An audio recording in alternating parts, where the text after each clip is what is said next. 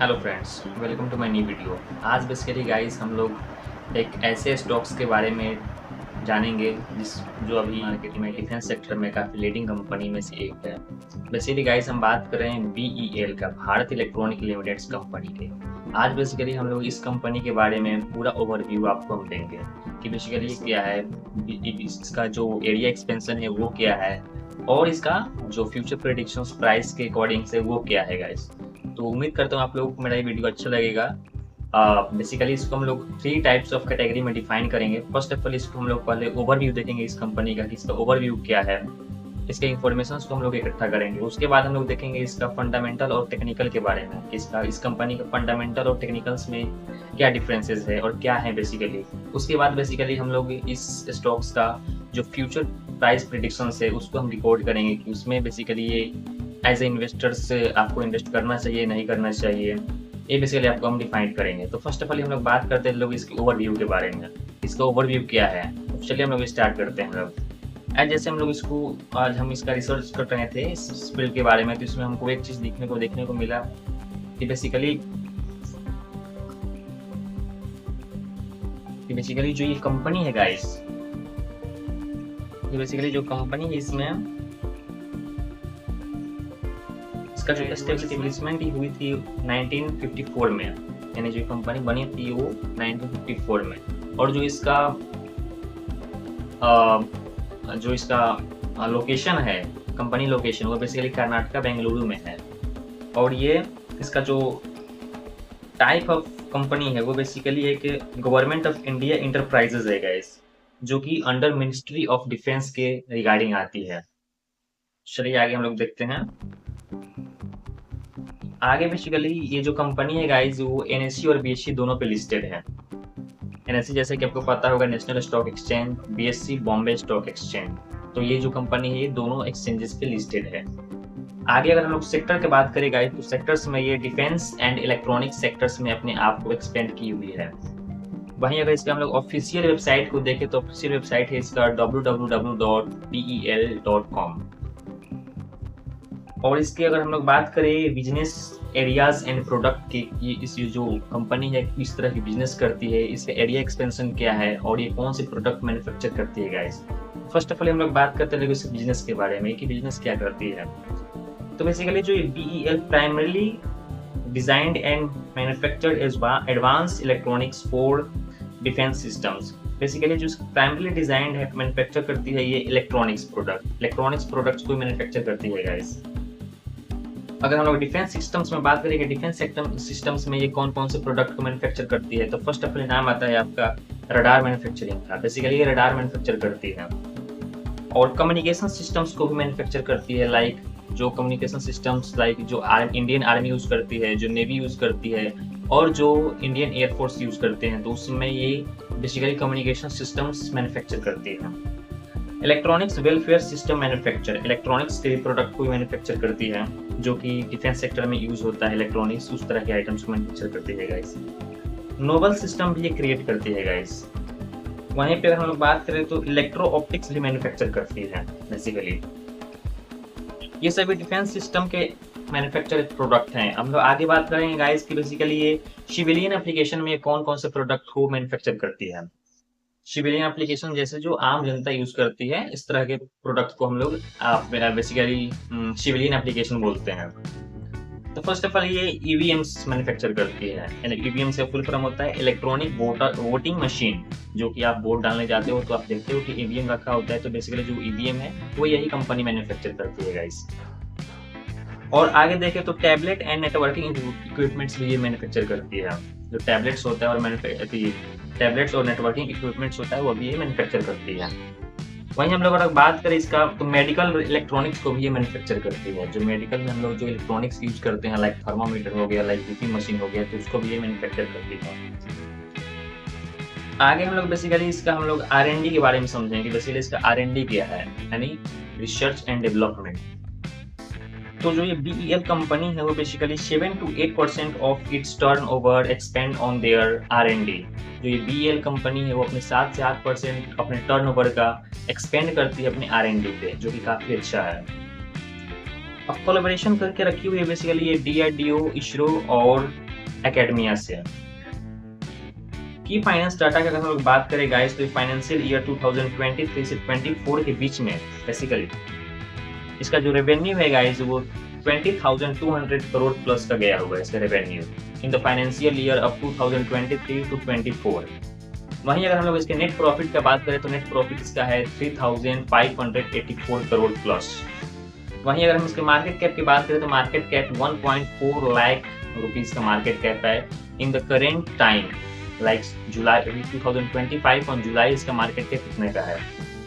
वहीं अगर हम लोग डिविडेंड की बात करें तो डिविडेंड बेसिकली गाइस ये 1 से लेकर 1.4% का डिविडेंड पर फाइनेंशियल ईयर अभी ये प्रोवाइड करा रही है अपने शेयर होल्डर्स को।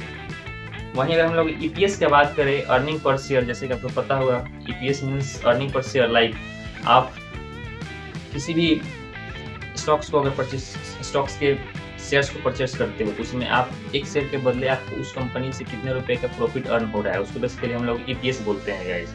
तो इसका है लगभग 4.90% यानी अप्रॉक्स 5 रुपीज के समथिंग इसका ईपीएस है।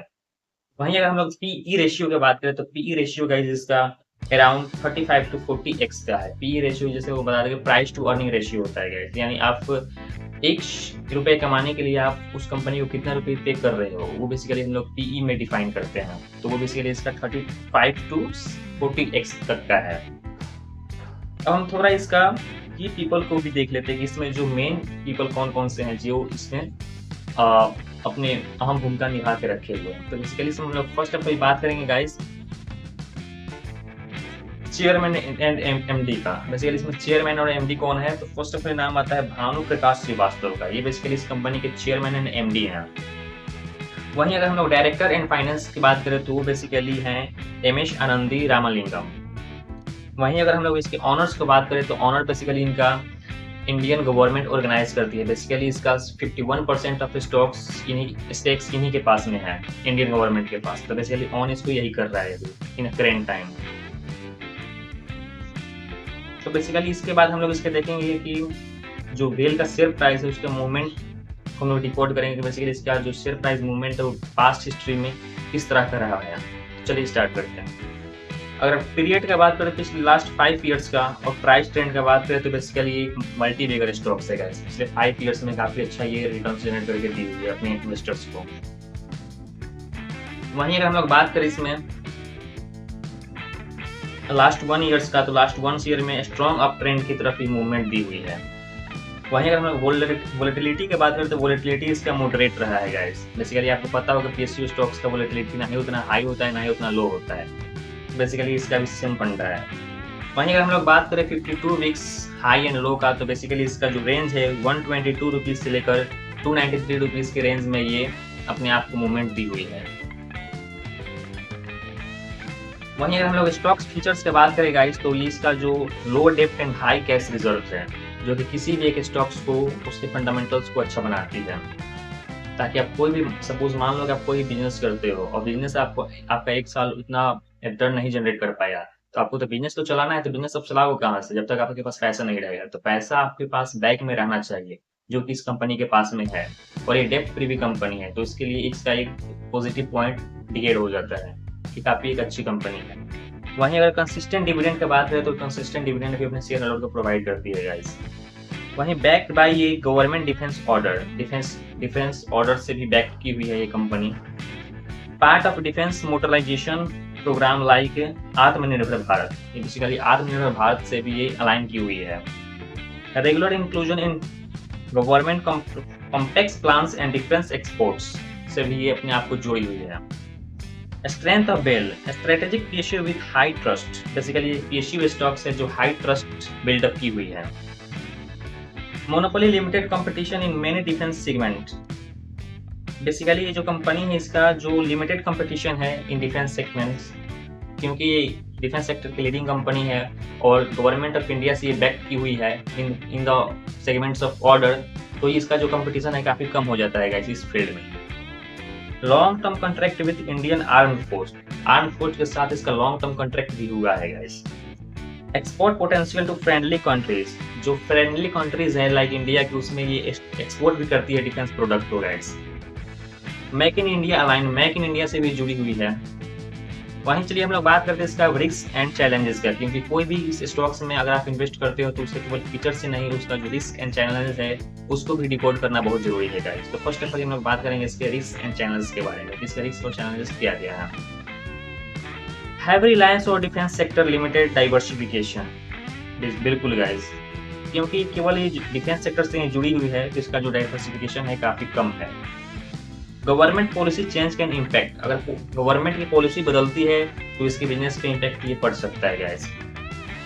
Execution risk in large scale contract, अगर कोई बड़ा स्केल मिलता है, अगर इसको एग्जीक्यूट नहीं कर पाते हैं तो भी ये अपने बिजनेस में लॉस कर सकते हैं गाइस, तो ये इसका एक रिस्क कैलकुलेट होता है इसमें। PSU nature can limited operational flexibility compare to private firms, बिल्कुल गाइस। मान लो कि ये तो पीएसयू सेक्टर कंपनी है, प्राइवेट कंपनी तो है नहीं कि एकदम से बूम आ जाएगा, तो ऐसा इसमें है नहीं कुछ। अब हम लोग जानेंगे कि जो वेल है it is good for investor और नॉट। चलिए स्टार्ट करते हैं। बेसिकली हम लोग पहले इसके प्रोज को समझ लेंगे कि प्रोज इसका क्या क्या है। तो प्रोज में देखते हैं तो ये stable and long term growth ये प्रोवाइड करती है, बिल्कुल, क्योंकि अभी तक ये की हुई है तो आगे भी ये कर सकती है गाइस, ऐसा अनुमानित है। गवर्नमेंट बैक ऑर्डर है इनके पास, बिल्कुल। लो डेप्ट स्ट्रॉन्ग बैलेंस शीट है इनके पास, कर्जा कम है कंपनी के पास और बैलेंस शीट काफी तगड़ा है इनके पास। And it good for conservative और लॉन्ग टर्म ग्रोथ, और ये बेसिकली दर्शाता है कि ये कंपनी है जो लॉन्ग टर्म ग्रोथ के लिए काफी सुटेबल एंड ट्रस्टेड है। अब हम लोग बेसिकली इसके कॉन्स के बारे में भी समझ लेते हैं कि कॉन्स क्या कहता है इसका। तो कॉन्स में less eligibility compare to private firms, private firms के अकॉर्डिंग से इसका लेस एलिजिबिलिटी है, जो कि पेशी नेचर की स्टॉक्स में आमतौर पे होता है guys. May be slow in innovation, innovation इनका थोड़ा स्लो है। रिटर्न्स में भी लिमिटेड इन बेयरिश मार्केट साइकिल, अगर मार्केट बेयरिश साइकिल की तरफ ट्रेंड करती है तो इसका जो रिटर्न है वो भी लिमिटेड हो सकता है गाइस, जो कि पीएससी सेक्टर्स में एक नॉर्मल सी बात है। अब हम लोग बेसिकली इसके फ्यूचर प्राइस प्रेडिक्शंस को समझेंगे कि इसके फ्यूचर प्राइस प्रेडिक्शंस क्या कहता है गाइस, आपको इस कंपनी में इन्वेस्ट करना चाहिए या नहीं करना चाहिए। तो बेसिकली हम लोग चलिए इसके बारे में अब जानते हैं थोड़ा। एज एनालिस्ट, जो एनालिस्ट कहते हैं उनके अनुसार से हम आपको बता रहे हैं कि एनालिस्ट इस पे अपना राय देते हैं कि इन द नेक्स्ट 12 मंथ्स इस पे रिटर्न्स जनरेट किया जा सकता है। एंड अगर हम लोग किसी लेटेस्ट ब्रोकरेज कंपनी की भी बात करें, लाइक जैसे जेपी मॉर्गन है, मोतीलाल ओसवाल है, तो उन लोगों का भी राय इस पे बुलिश ही है। वो लोग तो बेसिकली इसमें ओवर वेट रेटेड भी देकर रखे हुए हैं। उन लोगों का कहना है कि ये स्टॉक पिछले अगले 12 मंथ में लगभग ये 490 प्लस तक की रेंज को भी ये टच कर सकता है इसके पर शेयर को। और बेसिकली मोतीलाल ओसवाल का भी यही कहना है। बट हम आपको यही कहेंगे गाइस कि अगर आपको किसी भी तरह की इन्वेस्टमेंट करना है किसी भी फाइनेंशियल टर्म्स में, किसी फाइनेंशियल फर्म्स में, तो आपको बेसिकली उस कंपनी के बारे में, उस पर्टिकुलर फील्ड के बारे में आपको नॉलेज होना चाहिए। अगर आपके पास नॉलेज नहीं है फिर भी आप किसी फाइनेंशियल एक्सपर्ट से आप ट्राई ले सकते हो, उसके बाद ही अपने अपने हार्ड एंड मनी को आप उसमें इन्वेस्ट करो गाइस। तो बेसिकली ये मेरा राय है और उम्मीद करता हूँ मेरा आपको ये इन्फॉर्मेशन काफी वैल्यूएबल लगा होगा। अगर आप वैल्यूएबल लगा हो तो गाइस प्लीज मेरे इस चैनल को सब्सक्राइब करें और मेरे इस वीडियो को अधिक से अधिक लोगों के बीच में शेयर करें गाइस। और अपना कमेंट भी डालें कि आप अगला वीडियो किस टॉपिक पे देखना चाहते हैं, हम उस टॉपिक पे आपको वीडियो बना देंगे। Thank you guys.